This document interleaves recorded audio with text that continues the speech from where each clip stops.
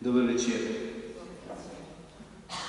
Tako, vesel sem, da sem lahko z vami tukaj in prva stvar, ki mi leži na srcu, je, da se vam zahvalim, ko smo pred enim mesecem ste molili zame in za vse duhovnike, ko smo imeli srečanje. In sem čutil to molitev, vašo molitev sem čutil. In se vam zahvaljujem. In prav danes mi je Gospod rekel, da ne boš pozabil. Zahvali se. Tako, to smo naredili. Pa vas vabim, da zdaj Božjo besedo, da se malo adventni čas je čas premišljevanja Božje besede. Je milostni čas. In tako naj nas malo spodbudi evangelij, ki smo ga slišali že v nedeljo in ga nosimo, kakor Marija, ko je angel oznanil Božjo besedo, da jo bo spočela in nosila v svojem srcu. Čas adventa je čas nosečnosti na nek način. Pa poslušajmo sedaj skupaj evangelij. Gospod z vami. Iz svetega evangelija po Mateju. Slava tebi, Gospod. Tiste dni je nastopil Janez Krstnik in v judejski puščavi oznanil z besedami: Spreobrnite se, kajti približalo se je nebeško kraljestvo. To je tisti, o katerem je bilo rečeno po preroku Izaiju: glas vpijočega v puščavi. Pripravite Gospodu pot, zravnajte njegove steze. Janez je nosil obleko iz kamelje dlake in usnjen pas okoli ledi. Hranil se je s kobilicami in z divjim medom. Tedaj so prihajali k njemu ljudje iz Jeruzalema in iz vse Judeje in iz vse pokrajine ob Jordanu. Dajali so se mu krstiti v reki Jordan in priznavali svoje grehe.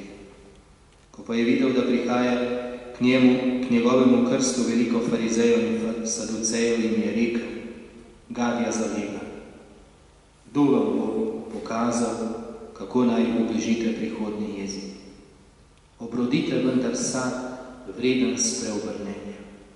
Ne domišljajte si, da lahko v sebi govorite: Abrahama imamo za očeta, kajti povem vam, da more Bog iz teh kamnov obuditi Abrahamove otroke.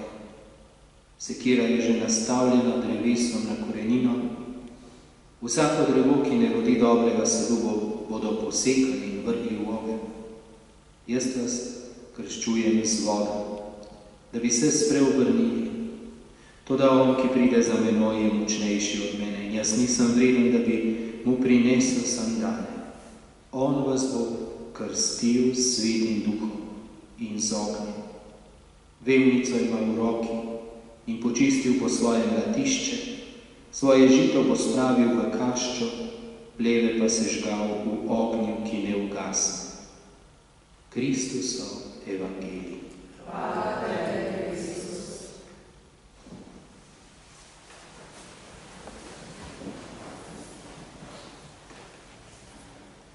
Ta drugi adventni teden, kako rečemo, ta druga adventna sveča, ki jo prižigamo in ki nam jo prižiga Božja beseda, je klicanje Svetega Duha v naše življenje. Cela Božja beseda, prvo in drugo berilo, tudi evangelij na koncu, se vrti okrog tega, da nas bo Jezus krstil s Svetim Duhom in z ognjem. In to je tisto orožje luči, o katerem si ga moramo nadeti, Svetega Duha si moramo nadeti, nase obleči, sprejeti, začutiti, delovati z njim, sodelovati z njim, pustiti se mu voditi. In potem bomo res doživeli tudi advent, ta čas pričakovanja, čas spreobrnenja. Ena beseda me je letos zelo nagovorila, ta spreobrnite se, ampak v originalu beseda pomeni metanoja.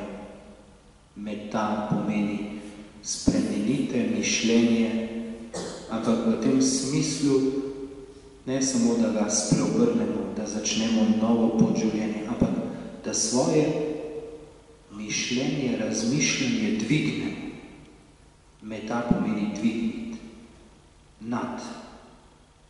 In to je tisto, kar Izaija je v prvi adventni nedelji tako čudovito rekel. Gor na vrhu, če pogledate v zrak, boste videli tisto najvišjo goro. In tam gori je hiša Gospodova. In vsi narodi od vse posud bodo šli proti tej hiši Božji.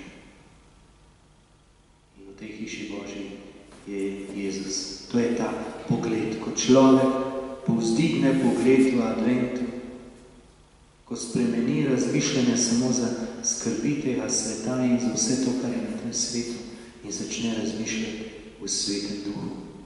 Začne razmišljati v tem večnem cilju, za katerega pravzaprav živimo. In to se tako lepo ujema tudi s tem, kar pravi Janez Krstnik. Pripravite Gospodu pot. Odmaknite, pojte v puščavo, tako ali drugačno, kakšnakoli hočete. Puščava je vedno, ko pustimo vse te lučke, vse to naglico, vse to, kar nas zasipa, in vi ga vlečemo in zapljamo stran in ostanemo sami v kameli dlaki, kot Janez Krstnik brez vsega. Ampak imamo pa tisto, kar je najbolj bistveno, to je Gospod, ki je z nami. In tako vas vabim, da bi vsak izmed vas v tem adventu si našli en trenutek, eno oazo te puščave, kjer boste sami z Gospodom, kjer boste spremenili mišljenje, da boste povzdignili svoje mišljenje Gospodu. In želim vam vsem, da bi res sprejeli ta dva krsta, ki nam je Božja beseda omenja. Krst, Janezov krst, krst, da operemo svoje grehe, da jih obžalujemo, da napravimo trdni sklep, da prosimo Boga, naj se nas usmili, naj nam pomaga, naj nam odpusti, naj nam da novih moči. In Jezusov krst duha, da bomo začutili, kaj je to prava ljubezen, kaj je naše poslanstvo. Danes smo slišali Božje besede tako lepo, pravi Izaija, že v materinem telesu si me naredil, si me zamislil in si me ustvaril in si mi dal svoj načrt v življenju. In Kristusov dar si mi dal, karizme v življenju, s katerimi lahko sodelujem. In jih prepoznam v svetem duhu in Bog daj, da bi jih res prepoznali. Zato je namenjen adventni čas, čas tega srečanja z Gospodom. In sem zadnjič obljubil, da bom nadaljeval tudi z razmišljanjem o ljubezni. Jaz mislim, da je prav ljubezen tisti obrazi ljubezni nam zelo pomaga, da pravilno živimo. Kajti ta ljubezen, ki nam jo Sveti Duh odpira, je ljubezen Boga do nas. In če se mi, to je Kristusova ljubezen, in če se mi poglabljamo in sprejemamo to ljubezen, potem ljubimo, kakor je ljubil Kristus. In v pismu Korinčanom Pavel razmišlja o tej Kristusovi ljubezni. Smo zadnjič slišali, da je ta ljubezen potrpežljiva, da je ta ljubezen dobrotljiva, dobrohotna, ustrežljiva. Potem smo slišali, da ni nevoščljiva, pomeni, da se ljubezen veseli uspehu bližnjega, da se veseli vsega, kar je lepo in dobro, da se prava ljubezen in človek, ki ljubi, ne hvali, ne baha, ne napihuje. To bi pomenilo celo, da bi se hvalil s tem, kar sploh ni res, pretiraval v samohvali. Ljubezen smo slišali tudi, da ni brezobzirna, da bi šla kar mimo človeka. Papež dosti govori o tem, da živimo v kulturi odmetavanja, delo s karto. Pravi, ko človek postane produkt, ki ga uporabiš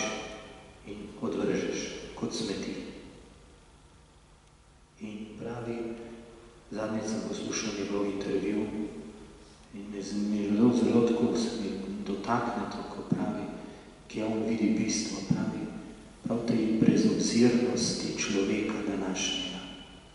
Pravi, ljubezen pa je nežna, ljubezen je pozorna, ljubezen vidi človeka. Si vzame čas, ga gleda, se mu posmeje, ga vzljubi, mu pride naproti, ga posluša, mu ustreže.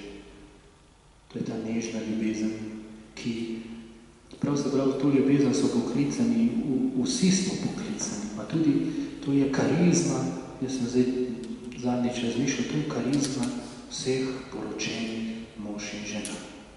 To je njihov poklic. Kaj rečejo pri poroki? Kako se posvetijo? Kako prejmejo to posvetitev svojega življenja? Obljubim, da te bom ljubil in spoštoval vse dni svojega življenja. Ljubezen in spoštovanje je nežna ljubezen. To je ljubezen, ki reče hvala, ljubezen, ki reče prosim, ljubezen, ki reče smem, ljubezen, ki prisluhne, ljubezen, ki reče tudi oprosti, žal mi je, me je zaneslo. In ta lepa ljubezen, ki preseže to samoljubje in se spremeni v daritveno ljubezen. Ljubezen, kot jo ima mati do otroka, kot jo imajo starši, kot bi jo moral imeti mož do svoje družine, do svoje žene, kot pravi Pavel tam, možje ljubite svoje žene in dajte zanje svoje življenje, kakor Kristus daje življenje za nas. En obraz ljubezni, o katerem razmišlja Pavel, je tudi, da se ljubezen ne da razdražiti. Kaj je to draženje ljubezni? Če smo na začetku rekli, da je ljubezen potrpežljiva in da to pravzaprav pomeni, da človek obvlada, da kroti svojo jezo, da ne izbruhne, je to draženje prihaja od zunaj, ko me drugi provocira. In danes je tega grozno. Mnogi ljudje so danes razdraženi od vseh mogočih, resničnih in polresničnih in neresničnih stvari in informacij, ki nas bombardirajo. In pridemo kar razdraženi. In to nas ujeda in napada prav našo držo ljubezni. In ljubezen se ne sme v to uloviti. In je dobro, da se tega zavedamo. Pravi Pavel v Rimljanim, ne dajajte prostora hudemu, ne naveličajte se delati dobro, jezite se, pravi v Efežanih, vendar nikar ne grešite in sonce ne zaide nad vašo jezo. Ta stavek se mi zdi genijalen, to je lahko eden izmed pravil našega življenja. Včasih je res, da nas nekaj spravi na obrat, ampak zvečer, ko sonce zaide, je naša prva naloga, da to jezo pogasimo, da se opravičimo. Najboljše orožje, pravi papež Frančišek, ko razmišlja o tem, pravi, najboljše orožje zoper to jezo, zoper to draženje od zunaj, kakršnakoli ali strani ljudi ali strani medijev, je, da blagoslavljamo, da v tistem trenutku, ko nas napadajo, molimo za nje. To se mi zdi, blagoslavljajte, ker to je naša moč. Tega tisti, ki ne ljubijo Boga, nimajo. In to je direktno blagoslovje, direktno poklicati Boga za zaveznika. Boga postaviti v prvo fronto. Naš Gospod blagoslavlja, umirja, odpustimo, saj ne ve, kaj dela. Kako je Jezus s tem stavkom, Oče, odpustim, saj ne vedo, kaj delajo.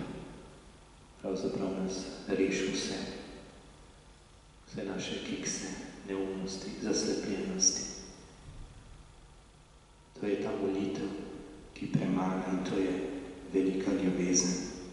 Ljubezen ne misli hudega. V izvirniku to še bolj pomeni, kot ne misli hudega, si ne zapiše na račun to, kar je slabo, ampak skuša to opravičiti, odpustiti pravzaprav. Ima to pozitivno držo v sebi, da skuša razumeti tudi drugega, tudi v tem, da dela, da naredi slabo, da škodi, išče njegov problem, si prizadeva iskati opravičilo.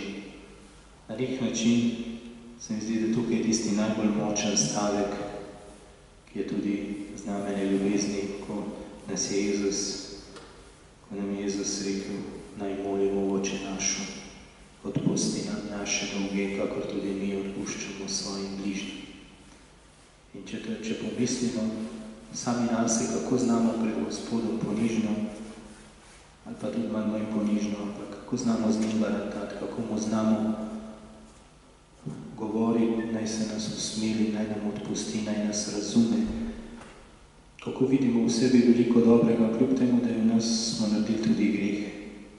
Isto držo bi morali imeti tudi do bližnjih.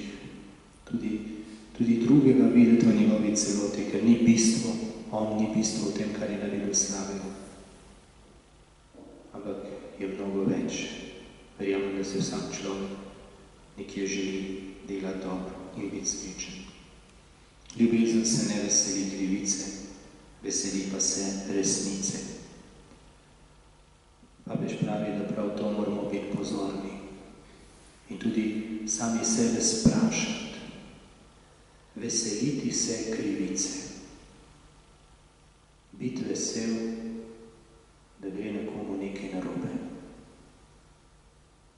In ko včasih se človek v to vlovi. Pravi, to je tak strup, ki je globoko v nas in se ga dostikrat niti ne zavedamo. In je prav v vodi. Ne. Si je že zaslužil. Tako hitro in tukaj ni prav nič ljubezni. To je eno samo obsojanje. To je ta, ko je te farizeje in saduceje, ki jih je krstnik videl, ki jih je spomnil na kače, se spomnil Gadija Zaleja.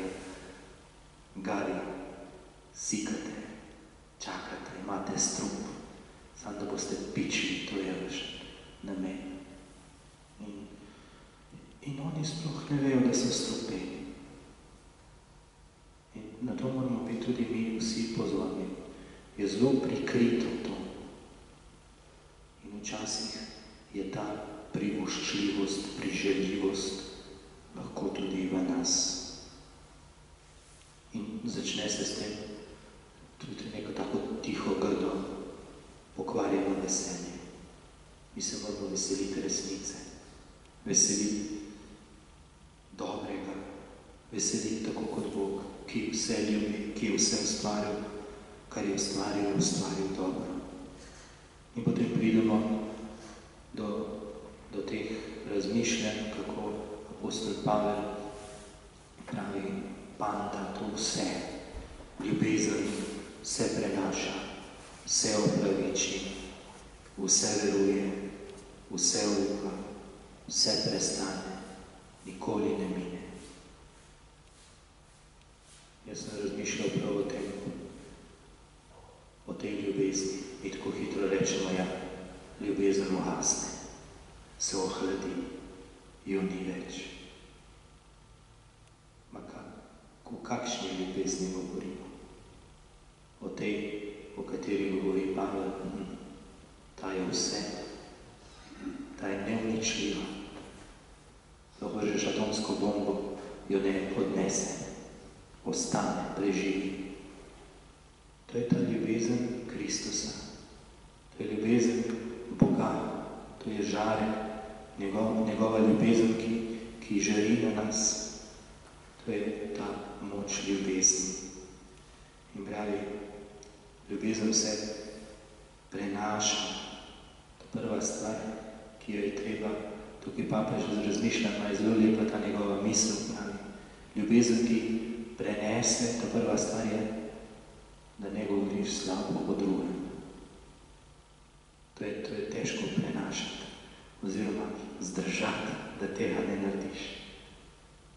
Pa je zelo pomembno, to je konkretna naša vsakdanja ljubezen. Jaz sem gledal zadnjič tata in mamo, ko so prišli na obisk njeni bratje in sestre. Niti da bi, ne da bi hotela, ampak kar tako je dobila zaveznike in po tato, ne.